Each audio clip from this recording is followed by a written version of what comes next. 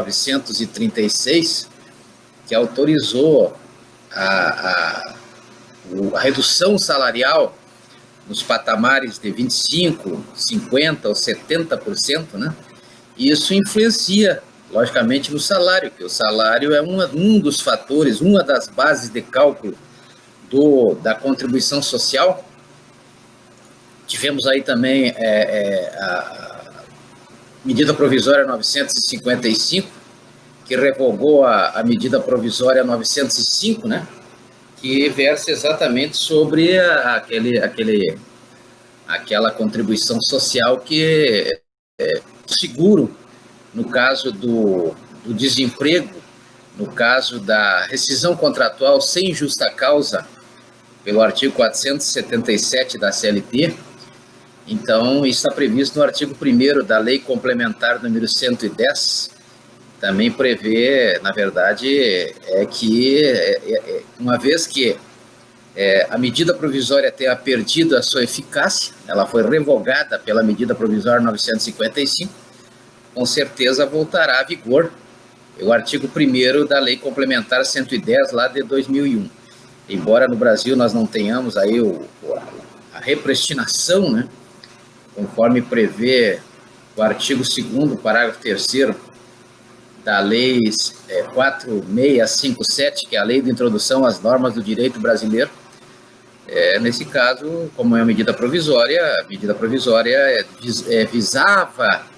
visava criar esse tributo, a contribuição social, ou melhor, tirar essa contribuição social de vigor, aqueles 10% que são depositados nas contas vinculadas dos empregados por ocasião da rescisão contratual sem justa causa do artigo 477 da CLT, nos termos do que determina o artigo 18, parágrafo 1º da Lei 8.036, e aí quando fala em referência ao Fundo de Garantia por Tempo de Serviço. Então era 40%, que é o normal, essa multa continua, né? Continua a obrigação do empregador nesse tipo de demissão do artigo 477 ou mesmo na rescisão indireta do artigo 483 da CLT, nós temos aí a obrigação de depositar os 40%, não é verdade?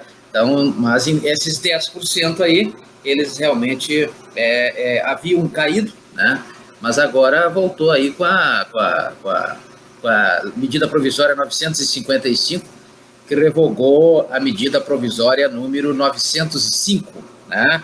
Bom, então tudo isso tem um fundamento, e esse fundamento realmente está ligado diretamente ao coronavírus. Outro detalhe importante também está na DIN 6341, a ação direta de inconstitucionalidade 6341. Houve uma decisão do STF no sentido de que a competência para essas determinações, aí, essas medidas provisórias, esses decretos governamentais nas 3 esferas, nos termos do artigo 18 da Constituição Federal, na esfera federal, estadual ou municipais, né, ou estaduais ou municipais, nós temos aí como constitucionais, em função do que prescreve o artigo 23, inciso 2º da Constituição Federal. O artigo 23, inciso 2º da Constituição Federal diz que a competência é concorrente nesses casos. Então, veja que questão de saúde, questão de bem-estar, a competência sempre será concorrente, está prevista no artigo 23, inciso 2º da Constituição Federal. Por isso, a decisão do STF na ação direta de inconstitucionalidade 6.341. Então, por gentileza, deem uma olhada nesses dispositivos, né? Medida provisória 905, a ação direta de inconstitucionalidade 6341, medida provisória 936, né? Embora já previsto lá no artigo 501 da CLT, que em casos de força maior ou caso fortuito, poderá haver a redução do salário do trabalhador em até 25%, né? É um caso previsto em lei, já que existe aí a Convenção número 95, artigo 8º, parágrafo 1º, da OIT, né, que proíbe qualquer tipo de redução de salário sem previsão legal. Então, tem que ter uma previsão legal. E esses dispositivos, eles prevêem exatamente essas reduções, né? Ainda mais lá no artigo 7º, inciso 6º da Constituição Federal, quando diz que não pode ser rebaixado, o salário não pode ser reduzido, a não ser por convenção coletiva de trabalho ou por acordo coletivo de trabalho, ambos previstos no artigo 611 caput e também no artigo 611, parágrafo 1º da CLT. Então, só pode reduzir salário nessas condições, né?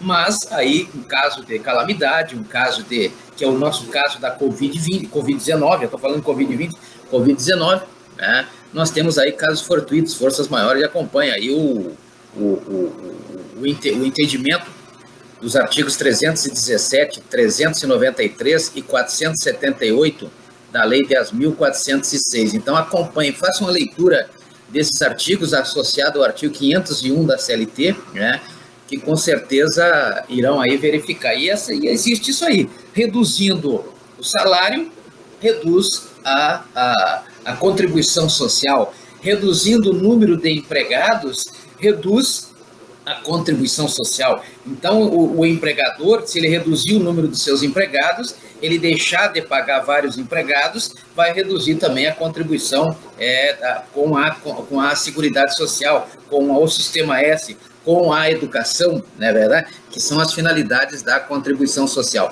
Mas o que é contribuição social? Na verdade, contribuição social, chamada também de contribuição parafiscal, né?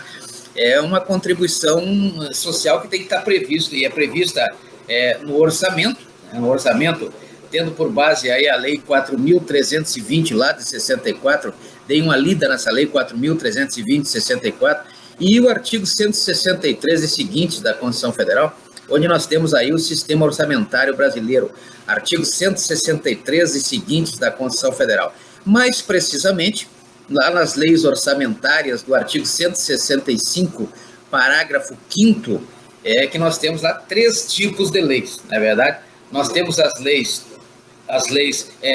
fiscais, as leis de investimento e as leis de contribuição social. Esta contribuição social está exatamente em 2 sentidos, né? O primeiro sentido está no artigo 149 da Constituição Federal, quando nós temos aí as chamadas contribuições parafiscais. Lá nós temos a contribuição de intervenção no domínio econômico, a contribuição de interesse das categorias profissionais, temos a contribuição para o serviço de iluminação pública, que é a COSIP, que é competência do município, está no artigo 149A da Constituição Federal, né? E temos as contribuições sociais genéricas, que são aquelas que atendem o Sistema S, que atende a educação básica no Brasil, né? Nós temos lá no artigo 21 da Lei 9.394 de 96, 2 tipos de educação no Brasil, educação superior e educação básica. Essa educação básica, ela é composta pela educação infantil, pela educação fundamental e pela educação média, né? Então, formam aí a educação básica. E essa educação também é sustentada aí pela contribuição social genérica, que está lá no artigo 149 da Constituição Federal. Então, onde é que sai o dinheiro dessa contribuição social genérica? Sai do faturamento das empresas, sai da receita bruta das empresas, sai do valor das operações realizadas pelas empresas, não é verdade? Então, nós temos aí no faturamento, na renda bruta, né? O que é o faturamento, o que é renda bruta? Muita gente confunde, né? Toda vez que nós buscamos o faturamento ou a renda bruta, temos essa dificuldade de entender. O faturamento é aquilo que se fatura. Por exemplo, uma loja vende um produto por R$ 1.500, ela vai faturar R$ 1.500, mas essa venda pode ser parcelada em 3 vezes, e aí entra um pagamento só de R$ 500. Então, a renda vai ser R$ 500. o faturamento R$ 1.500, não é verdade? Então, nós temos aí a renda e o regime de caixa, né? O regime de caixa é aquilo que entra durante aquele mês. Então, durante aquele período, o que é recebido é o chamado regime de caixa. Regime de competência já é futuro, né? As outras duas prestações que serão pagas a crédito, né, representadas aí certamente por um título de crédito do artigo 887 da Lei 10.406, aí será o faturamento. Então, veja que nós temos aí bases de cálculos diferentes. Temos a base de cálculo pelo faturamento, que é o regime de competência, temos a base de cálculo pela renda bruta, né? Por exemplo, as microempresas e as empresas de pequeno porte, nos termos do artigo 3º da Lei Complementar número 123 de 2006, nos traz lá que a verificação da situação, se microempresa ou se empresa de pequeno porte, se dá exatamente pela renda bruta, né? Então, confiram lá o artigo 3º da Lei Complementar 123 e vamos ver os valores, 360 mil para baixo, 360 mil para cima, até 4.800, né? Então, cuidado aí com o artigo 19. Depois nós vamos falar sobre o simples e aí vamos retornar esse assunto aí da Lei Complementar 123 de 2006, né? Lá no artigo 3º, quando há definição do que é microempresa e o que é empresa de pequeno porte, né? Bom, então o que é a contribuição social? Veja, temos contribuição social. Contribuição social é uma contribuição das pessoas físicas e jurídicas, né, para garantir direitos às pessoas, custear direitos, não é verdade? E a contribuição social, ela tem uma finalidade, né? Então, ela é um tributo, começa aqui um tributo, então está enquadrado lá no artigo 3º da Lei 5.172 de 66, a contribuição social é um tributo, está enquadrado, é uma prestação compulsória e pecuniária, ou cujo valor nela possa se expressar, não é verdade? Não é uma sanção instituída por lei, e aí entra também o artigo 150, inciso 1º da Constituição Federal, e o artigo 9º, inciso 1º da Lei 5.172, de 66, quando diz que um tributo não pode ser criado ou majorado sem uma lei anterior que o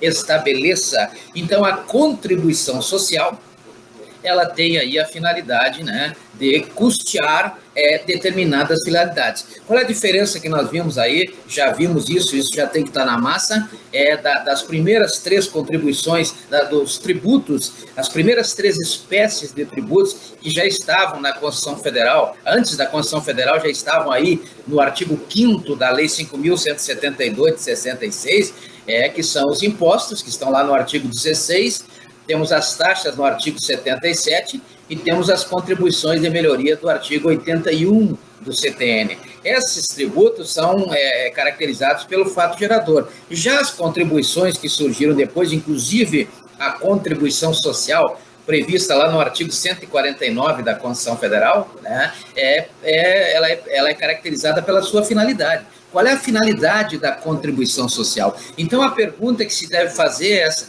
qual é a finalidade da contribuição social? Nós sabemos que a contribuição social, ela goza de imunidade, né? Isso é interessante porque toda vez que a exportação de produtos ou serviços,